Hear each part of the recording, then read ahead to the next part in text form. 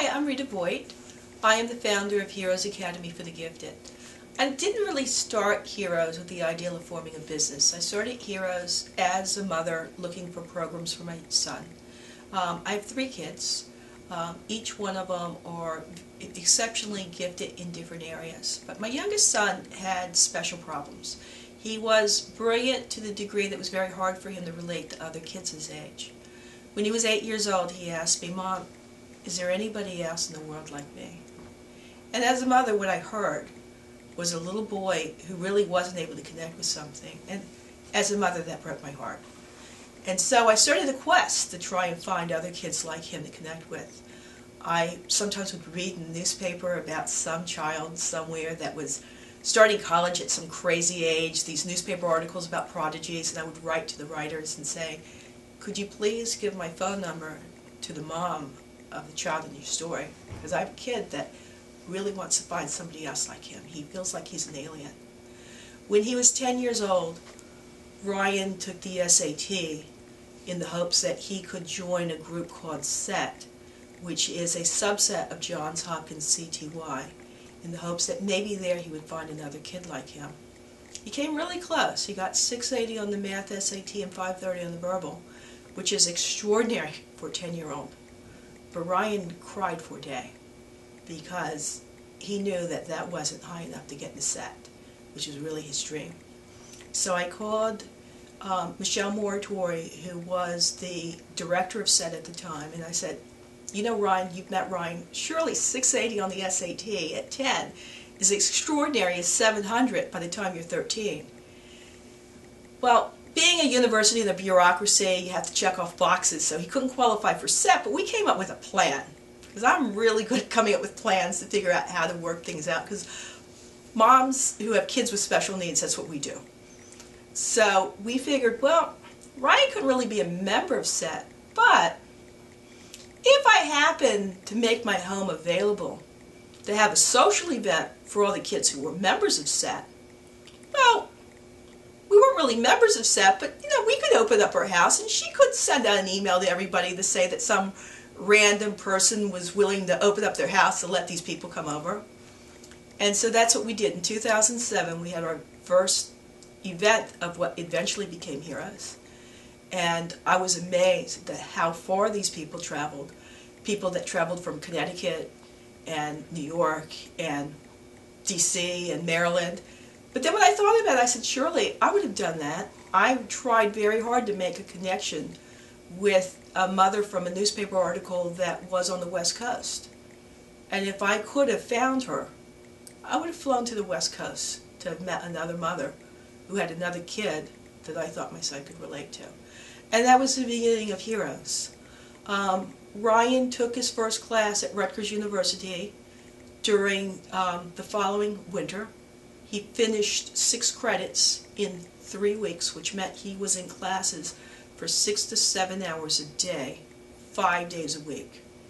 One class was Business Statistics 285, and the other class was a geography class that required an oral presentation as well as a term paper. He got A's in both of them. And Ray Caprio, who was vice president of Rutgers at the time, contacted me and said, "Who is this kid?" And that was really where the conversation started with Rutgers about doing more programs. Ray Caprio's question to me was, how do we get these kids to come to Rutgers?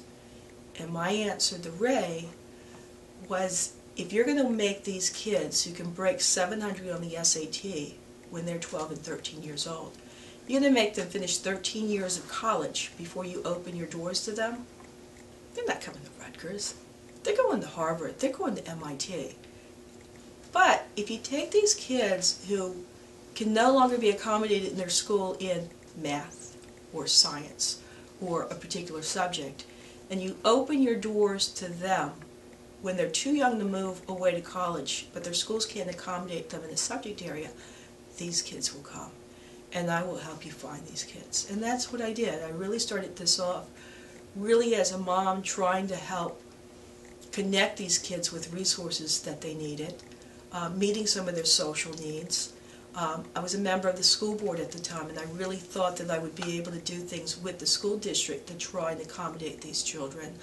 I was actually a representative to the state school board, and I realized that for a number of political and economic reasons that we really don't have time to go through in this film, that the school boards, the public schools, were not going to provide programs for these kids.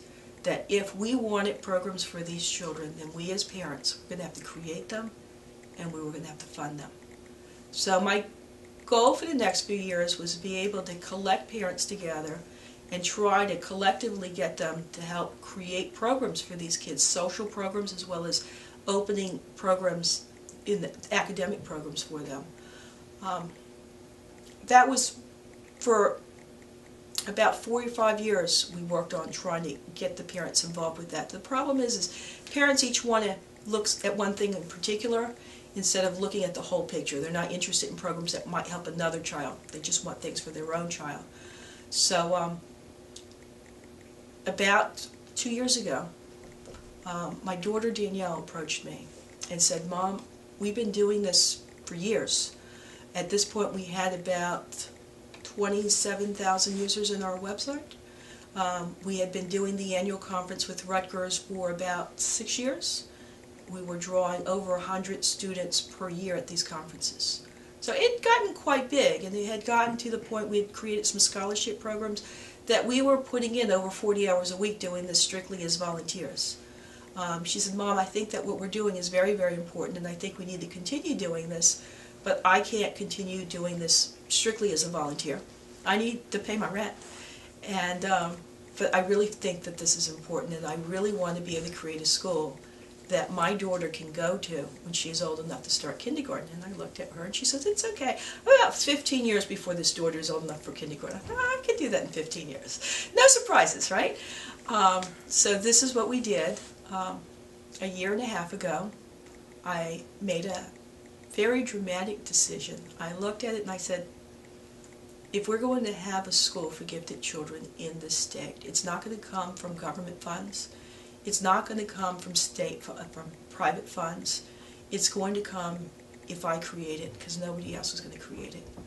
And I made a choice. I decided I can either have a house or I can have a school. And we thought of it, well, I don't really need a house so much. I have a really good friend, and actually the week we built this school, I moved into a friend's basement, very, very nice friend, and my daughter and I had paid to gut this school, and I put all of my money into building the school. And this has been our dream. Danielle and I work 7 days a week. We probably work about 12 hours a day most weeks. And I don't think I've ever in my life done anything that I felt was as important to do as what we do here. This past 2 weeks was the first time we've had students here all day. It was thrilling. Kids were absolutely wonderful to see the way that they flow back and forth and are really excited about learning, to listen to the girls talk about how different this is with school and how it's really made them excited to learn. This was my dream. To be able to see some of these kids play together. We had one boy in particular that we were taking pictures of yesterday because we saw him running down the hall playing with another kid. Now normally you would say don't run in the hall, but for this particular boy that we have known for quite a long time, to actually see him as engaged and connected with another kid the way he was, and to see him run down that hall, we had to send pictures to his mother right away. And to me, that's what this whole thing is about, is to help these kids connect, to make them come alive, to not have another child have to ask their mother what my son asked me is, "Mom, is there another kid in the world like me?" I hear so many of these kids talk about feeling like they're aliens.